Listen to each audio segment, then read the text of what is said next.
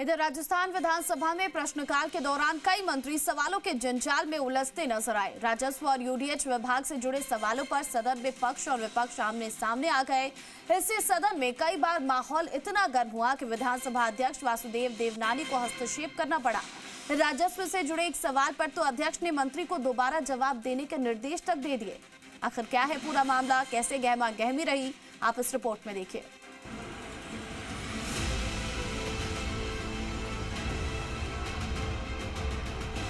प्रश्नकाल में शुरुआत से ही सदन में तल्खी का माहौल रहा। सदन में पारोली और लुहारी कला में महाविद्यालय की स्थापना, धौराला और लक्ष्मणगढ़ में रीको औद्योगिक क्षेत्र, चित्तौड़गढ़ विधानसभा क्षेत्र में पेयजल से वंचित गांवों की स्थिति, 84 विधानसभा क्षेत्र में संचालित लिस्ट, शिक्षा परियोजना समेत आवास विहीन परिवारों को लेकर विपक्ष की तरफ से सवालों की बौछार की गई। भरतपुर विधायक डॉक्टर सुभाष गर्ग ने आवास विहीन परिवारों को आवास उपलब्ध कराने को लेकर सवाल उठाया। गर्ग ने मंत्री पर गलत उत्तर देने का आरोप लगाया। मंत्री झाबर सिंह खर्रा ने कहा कि जो भी व्यक्ति निर्धारित पात्रता शर्तों को पूरा करेगा उसे आवास आवंटित किया जाएगा।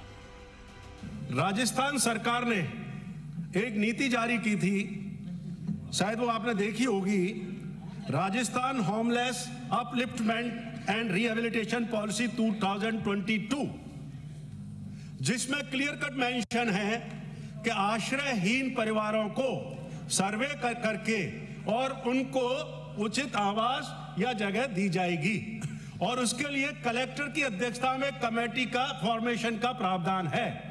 तो मैं यह जानना चाहता हूं, पहला प्रश्न माननीय मंत्री जी से, क्या कलेक्टर ने, जिला कलेक्टर ने भरतपुर में इस नीति के तहत जब से ये नीति लागू हुई और आज तक कोई बैठकें आयोजित की? आपका प्रश्न है आवास विहीन से संबंधित। आवास विहीन की बात कर रहा हूं और मेरा पूरा क्वेश्चन, तो मैं आवास विहीन का जवाब दूंगा।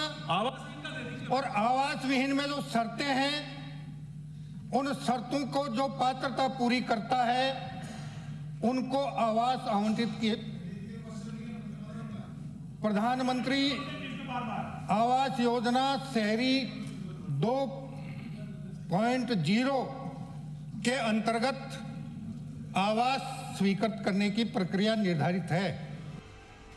सदन में बढ़ते शोरगुल के बीच उद्योग मंत्री राज्यवर्धन सिंह राठौर मंत्री खर्रा के समर्थन में खड़े हुए और कहा कि मंत्री दोनों पहलुओं पर जवाब देने को तैयार हैं। संसदीय कार्य मंत्री जोगाराम पटेल ने कहा कि प्रश्न को ध्यान से देखा जाए। विवाद बढ़ने पर मंत्री झाबर सिंह खर्रा कुछ नाराज भी नजर आए। इसके बाद विधानसभा अध्यक्ष वासुदेव देवनानी ने मामले को संभाला। विधायक पीतराम सिंह काला ने प्रचलित रास्तों के राजस्व रिकॉर्ड में अंकन को लेकर प्रश्न उठाया।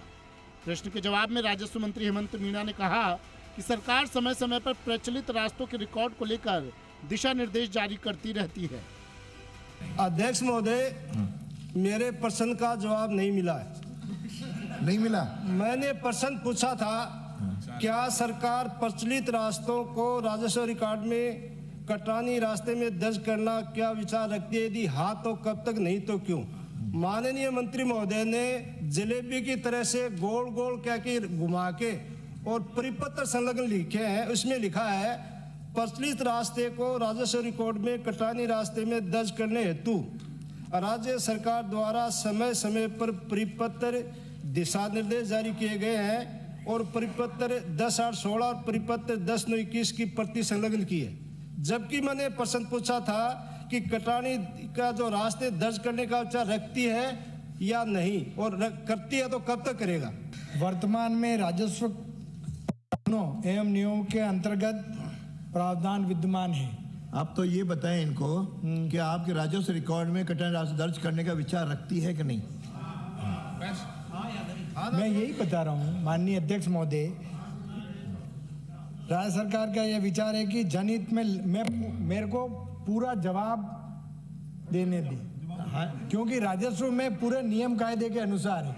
अब ये जो मैंने जो जवाब दिया है, प्रचलित रास्तों का राजस्व रिकॉर्ड में कटानी रास्ते में दर्ज करने हेतु राज्य सरकार द्वारा समय समय पर परिपत्र दिशा निर्देश जारी किए गए। इसी तरह श्रीगंगानगर जिले में जल भराव की गंभीर समस्या को लेकर सदन में तीखी बहस देखने को मिली।